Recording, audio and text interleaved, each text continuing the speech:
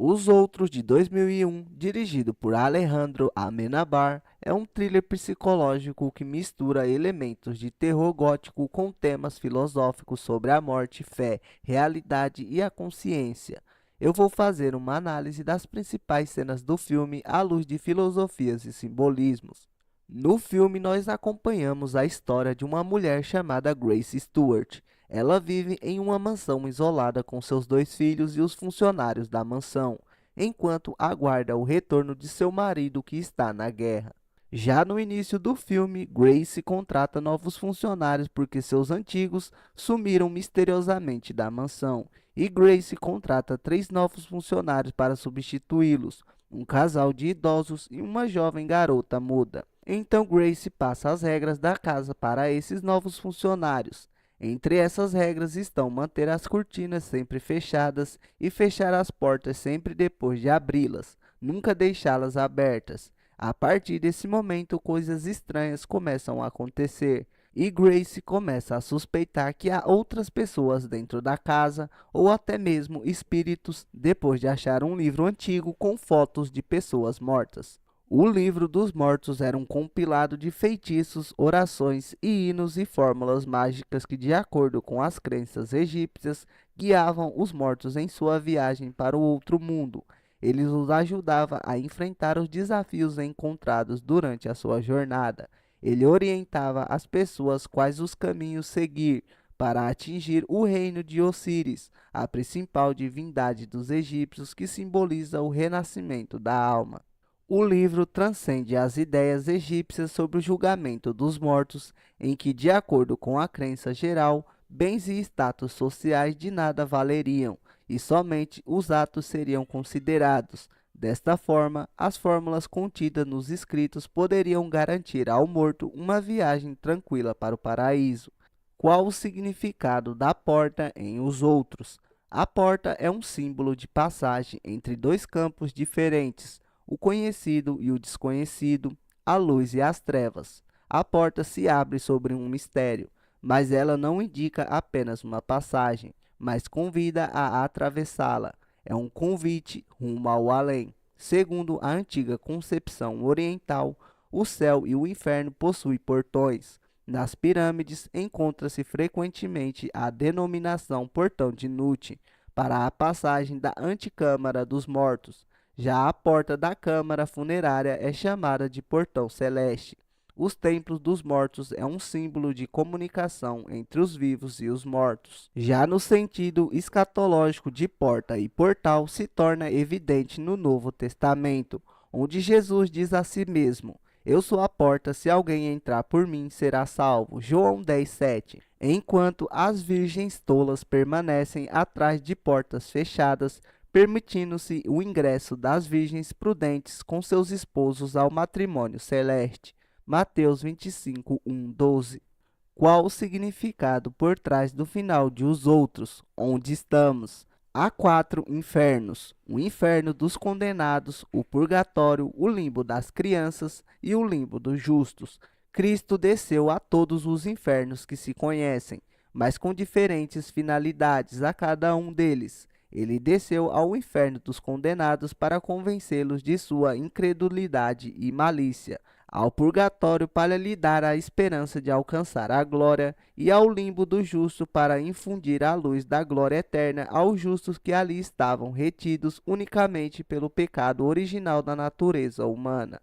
Qual o significado da mansão? A mansão dos mortos não é o purgatório. Ela era apenas o estado de vida das almas que morreram.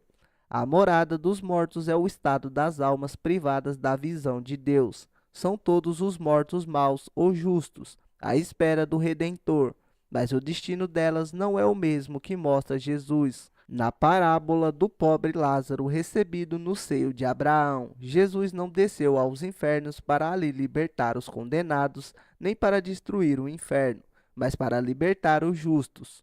Quando processamos que Jesus desceu à mansão dos mortos, ele foi resgatar os que entre eles eram justos e a eles abriria a porta do céu. Então, quando a filha de Grace a pergunta onde estamos, a resposta é no limbo dos justos, porque ela, Grace, pecou desobedecendo o mandamento de Deus. Por exemplo, não matarás. E no final do filme, Grace e seus filhos têm suas almas resgatadas do limbo dos justos e a porta do céu é aberta para que façam a passagem. Na primeira cena do filme, Grace apresenta as regras rigorosas da casa para os novos empregados. As cortinas devem permanecer fechadas, pois seus filhos têm uma alergia à luz.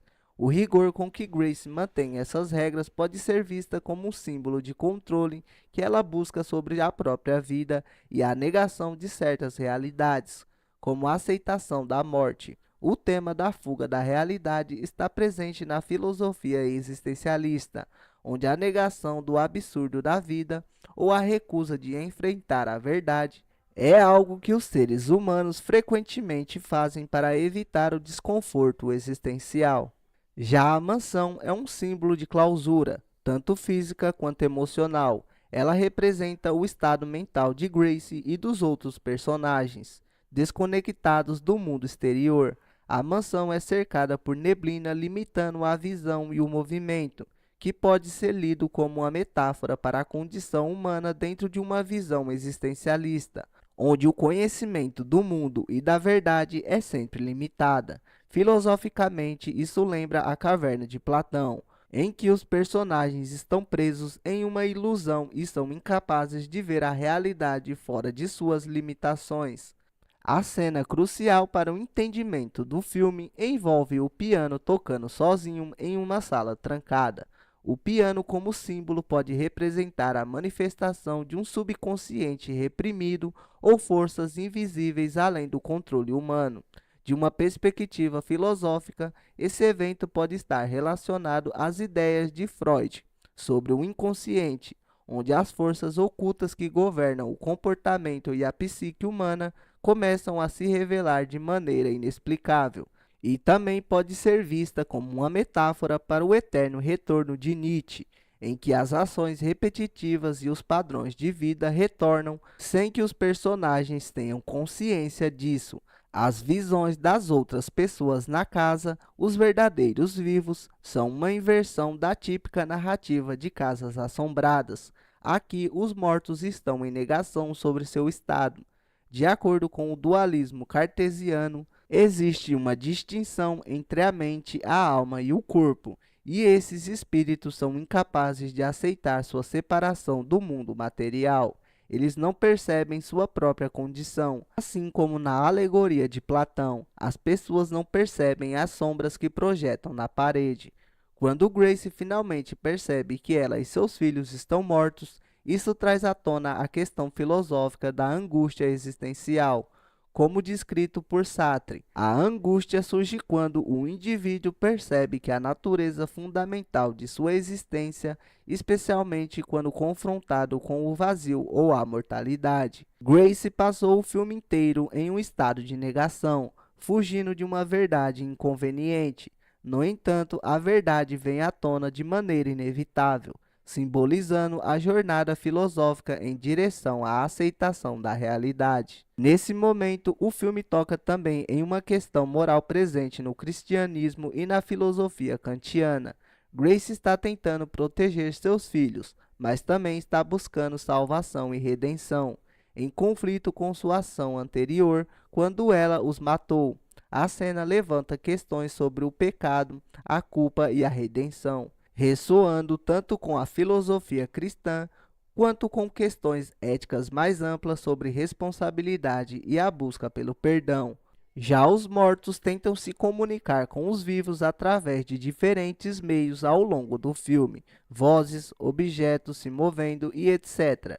Isso pode ser interpretado filosoficamente como uma representação do materialismo dialético, onde há uma luta entre diferentes forças, vida e morte, material e imaterial, para criar uma nova síntese ou realidade.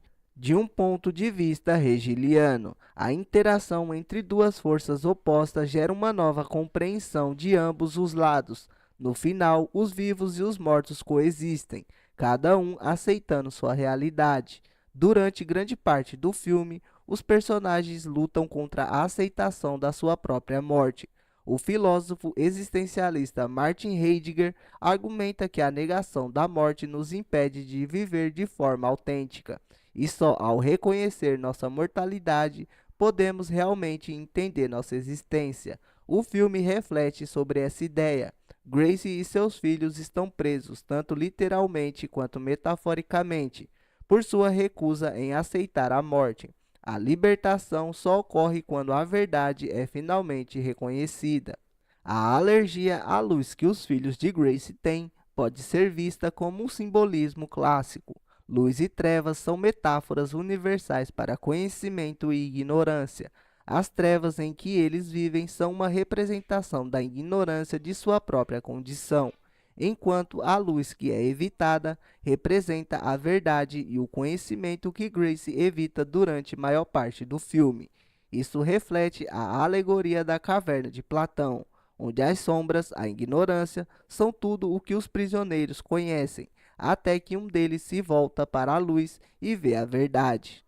Conclusão: Os Outros não é apenas um filme de terror, é uma reflexão filosófica sobre a natureza da realidade, da existência e da morte. Ele utiliza simbolismos clássicos de luz e escuridão, vida e morte e a barreira entre os vivos e os mortos para explorar as dificuldades de aceitar a verdade sobre a própria existência. Além disso, ele se conecta a várias tradições filosóficas, desde o existencialismo até o idealismo cartesiano, criando uma história rica em significados e questionamentos existenciais. Espero que vocês tenham gostado do vídeo, obrigado por assistirem e não se esqueça de se inscrever no canal se não for inscrito e se curtiu o conteúdo, deixe o like para ajudar no crescimento do canal.